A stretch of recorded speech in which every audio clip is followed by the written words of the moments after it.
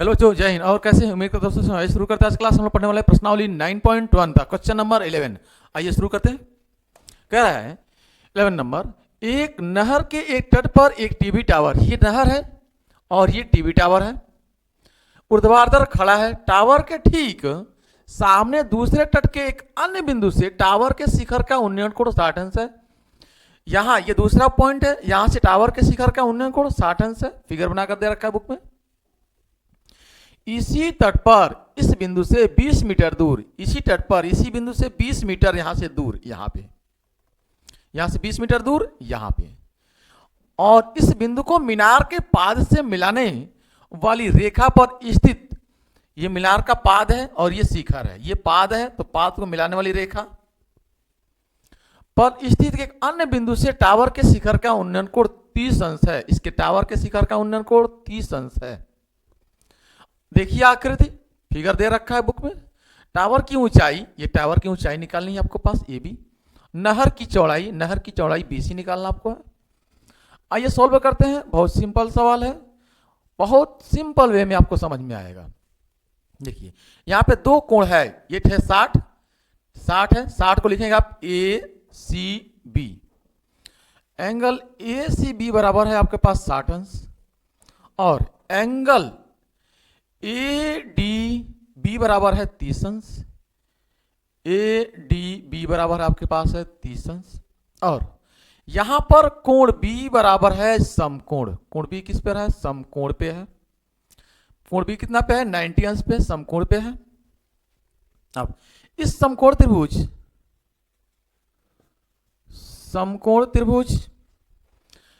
A B C में, ये पहला त्रिभुज लेंगे ए बी सी, ठीक है। ए बी सी में tan हम लेंगे। tan क्या है? 60। tan 60 बराबर ठीक सामने वाला लंब हो जाएगा। लंब आपके पास ए बी है और आधार बी सी है, तो ए बी अपान में हो जाएगा बी सी। tan 60 की वैल्यू होती है √3, ए बी अपान में बी सी। क्रॉस मल्टीप्लाई करेंगे इससे इसमें, तो ए बी की जो वैल्यू निकल कर आएगी, क्रॉस मल्टीप्लाई करेंगे तो √3 बी सी, √3 बी सी निकल कर आएगा। अब दूसरे त्रिभुज की बात कर लेते हैं। समकोण त्रिभुज ए बी और डी, ए बी डी पूरा बड़ा वाला त्रिभुज है, ठीक है, बड़ा वाला त्रिभुज है, सही है। तो ए बी डी में tan 30 है यहां पे, बराबर लंब क्या है? ठीक सामने वाला लंब यही रहेगा ए बी, तो लंब तो है ए बी अपान में, आधार है बी से डी तक, तो ये हो जाएगा बी डी, ठीक है। अब इसकी वैल्यू होती है 1/√3। ए बी की वैल्यू ऊपर दे रखी है। ए बी की वैल्यू कितना? √3 बी सी, यहां हो जाएगा √3 बी सी अपान में बी डी को दो भागों में तोड़िए आप, एक हो जाएगा बी सी प्लस का सी डी, तो ये हो जाएगा बी सी प्लस का सी डी, ठीक। यहां देखें आप, क्रॉस मल्टीप्लाई कीजिएगा। देखिए √3 से √3 में मल्टीप्लाई करेंगे तो सिर्फ 3 हो जाएगा, और ये हो जाएगा बी सी बराबर, इससे B C plus C D से मल्टीप्लाई करेंगे एक में, B C plus C D से मल्टीप्लाई एक में करेंगे तो बी सी, ठीक है, बी सी प्लस का सी डी हो जाएगा। अब सी डी की वैल्यू कितनी है? 20 रख दीजिए। बी सी के बगल में बी सी को लाइए इधर उठाकर, तो ये हो जाएगा 3 बी सी माइनस का बी सी बराबर में सी डी की वैल्यू हमारे पास कितनी है? 20 है, तो ये 20 हो जाएगा। 3 बी सी में से बी सी घटेगा तो 2 बी सी हो जाएगा, बराबर में 20, तो बी सी बराबर में हो जाएगा आपके पास 20, 2 से डिवाइड कर लेंगे तो बी सी की वैल्यू निकल कर आएगी 10 मीटर।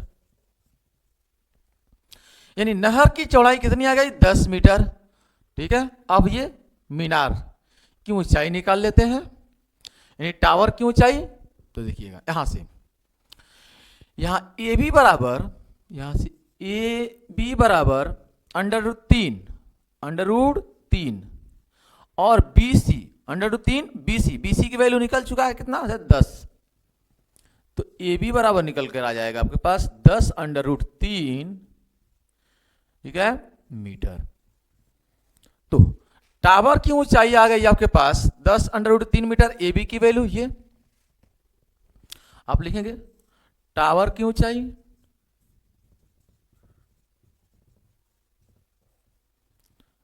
10√3 मीटर, और लिखे आप नहर की चौड़ाई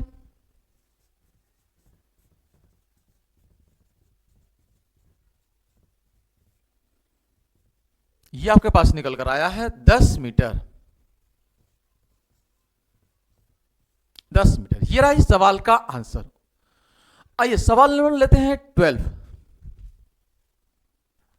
आइए क्वेश्चन नंबर 12 कह रहा है 7 मीटर ऊंचे भवन के शिखर से एक केबल टावर के शिखर का उन्नयन कोण 60 अंश है और इसके पाद का अनुमान कोण 45 अंश है। टावर की ऊंचाई ज्ञात कीजिए। 7 मीटर ऊंचा भवन है, ये भवन बना लीजिए आप। 7 मीटर ऊंचा भवन है, ये कितना है 7 मीटर। ये क्या है, भवन है।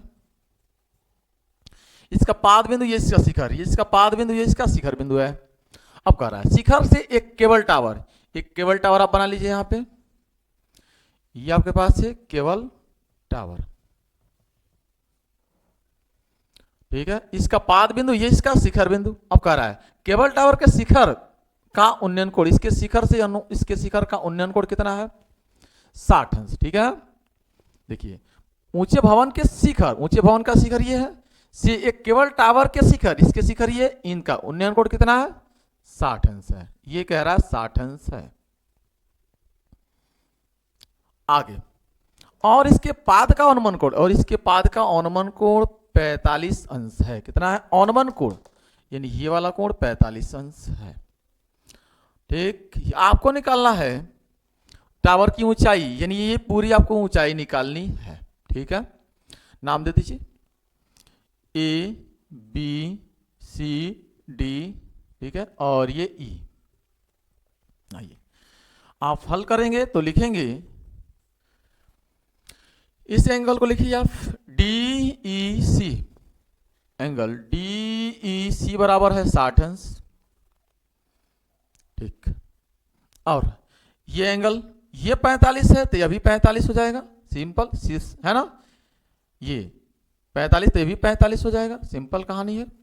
तो ई बी ए, एंगल ई बी ए बराबर में हो जाएगा 45। अब एक त्रिभुज मिलेगा, चलिए 2 त्रिभुज आपके पास है। एक त्रिभुज आपके पास ये वाला है और दूसरा ये वाला है आपके पास। इन दोनों को है इस त्रिभुज में, चलिए ठीक है। ई ए बी में समकोण त्रिभुज ई ए बी में, ई ए बी में tan कितना है 45। सामने वाला ठीक लंब हो जाएगा ई ए,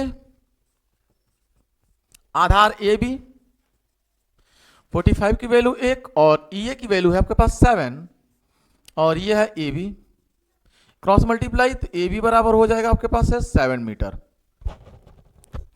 यानी ए बी की वैल्यू 7 आ गई। अब आगे कह रहा है आपसे त्रिभुज इसमें डी ई और सी में, त्रिभुज समकोण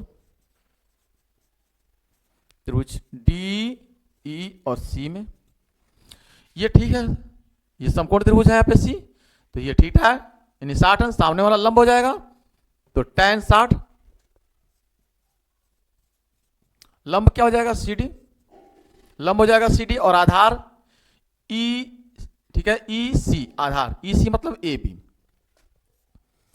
ई सी, और tan 60 की वैल्यू कितनी है अंडर रूट में 3।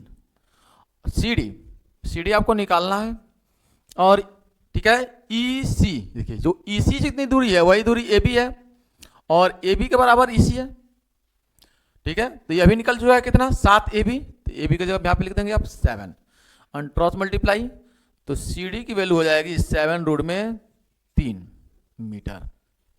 देखिए अब यहां पर इसकी वैल्यू है 7, तो ये भी हो जाएगा 7, यहां से यहां तक 7 हो जाएगा, ये 7 हो जाएगा 7 मीटर, और इसकी वैल्यू निकल चुकी है 7 रूट में 3, 7 रूट में 3, ठीक है, इसकी वैल्यू। तो इन दोनों को जोड़ लेंगे हम, दोनों को जोड़ लेंगे हम, ठीक। तो टावर की ऊंचाई, टावर की ऊंचाई, टावर की ऊंचाई कितनी हो जाएगी? 7 प्लस का 7√3, 7 प्लस का 7√3, तो 7 कॉमन ले लीजिए आप दोनों में से, तो ये हो जाएगा 1 प्लस √3, इतना मीटर बनेगा। आइए क्वेश्चन नंबर 13 है, कह रहा है समुद्र के तल से 75 मीटर ऊंची लाइट हाउस के शिखर से देखने पर दो समुद्री जहाजों के अनुमान कोण 30 अंश और 45 अंश है। यदि लाइट हाउस के एक ही ओर एक जहाज दूसरे जहाज के पीछे हो तो दो जहाजों के बीच की दूरी ज्ञात कीजिए। ये देखिए 75 मीटर ऊंची एक लाइट हाउस है, ये 75 मीटर ऊंची मान लीजिए ये लाइट हाउस है, ठीक है। अब यहां से कोई आदमी देख रहा है, ठीक है, क्या देख रहा है कि लाइट हाउस के शिखर से देखने पर दो समुद्री जहाजों के अनुमान कोण क्रमशः 30 अंश और 45 अंश है। और यदि लाइट हाउस के एक ही ओर एक जहाज दूसरे जहाज के पीछे हो, एक ही तरफ मान लीजिए एक जहाज यहाँ पे है और एक जहाज यहाँ पे है, एक जहाज यहाँ पे एक जहाज यहाँ पे, और वहां से आदमी देख रहा है, तो इसके अनुमान कोण आपके पास, ठीक है, इसके अनुमान कोण आपके पास 30 अंश और 45 अंश है, ठीक है, यहां से देख रहा है तो इसके साथ बना रहा है 30 अंश, ठीक है, और इसके साथ बना रहा है 45 अंश, यानी इसके साथ बनाएगा तब ये 45 है तो पूरा ये 45 हो जाएगा, और ये 30 अगर है तो ये 30 हो जाएगा आपके पास, ये 30 अंश हो जाएगा। एक जहाज यहां पे है एक जहाज यहां पे है, ठीक है, अगर ये आपके पास, ठीक है, 30 है तो ये 30 हो गया, और ये पूरा 45 है तो ये 45 हो जाएगा आपके पास, ठीक है। अंतः एकांतर कोण से कह रहा है एक जहाज दूसरे जहाज के पीछे, तो जहाजों के बीच की दूरी चाहिए, ये नीचे वाली दूरी चाहिए आपको, नाम दे दीजिए ए बी सी और डी, ठीक है। तो यहां पे दो त्रिभुज हैं, एक बी सी डी में, यहां पे एंगल कौन सा है, ये बी है, यानी सी बी डी, यहां लिखेंगे आप एंगल सी बी डी बराबर है आपके पास 45, और angle C A D, C A D बराबर आपके पास है 30, और कोण सी जो है वह समकोण पे है, कोण जो सी है वह क्या है, समकोण पे है। आप कहेंगे समकोण त्रिभुज, ठीक है, डी सी बी में, डी सी बी में, ये हो जाएगा डी सी बी, tan 45 बराबर हो जाएगा आपके पास लंब आपके पास है सी डी, और आधार आपके पास है बी सी, ये 45 की वैल्यू 1 और ये है 75 और ये है बी सी, क्रॉस मल्टीप्लाई तो बी सी हो जाएगा आपके पास 75 मीटर। अब इस त्रिभुज में चलिए ए सी डी, ये वाला बड़ा वाला त्रिभुज है, ठीक है, डी ए सी में त्रिभुज डी ए सी, ठीक है, डी ए सी में tan 30 बराबर लंब सामने वाला हो जाएगा सी डी, और आधार ए से लेकर सी तक है ए सी, ये हो जाएगा 1/√3, और सी डी आपके पास कितना है 75, एसी को दो भागों में तोड़िए, एसी को दो भागों में तोड़िए, ए बी प्लस का B C, A B plus का बी सी, क्रॉस मल्टीप्लाई कर लेते हैं, तो ए बी प्लस का ये cross multiply A B plus का बी सी बराबर में हो जाएगा 75√3, तो ए बी प्लस का BC है आपके पास 75, ठीक है, तो ये हो जाएगा 75 बराबर में 75 अंडर रूट में 3। 75 उधर जाएगा तो AB की वैल्यू निकल कर आएगी आपके पास कितना, 75 रूट 3 माइनस का 75, तो AB बराबर हो जाएगा आपके पास 75 कॉमन हो जाएगा तो ये मिल जाएगा अंडर रूट 3 माइनस का 1 मीटर।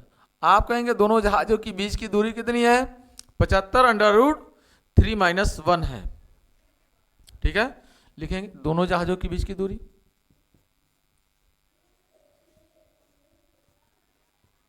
के बीच की दूरी, ठीक है, दूरी कितनी हो जाएगी आपके पास 75 और अंडर रूट में 3 माइनस 1 मीटर, ठीक है, ये रहा सवाल का आंसर।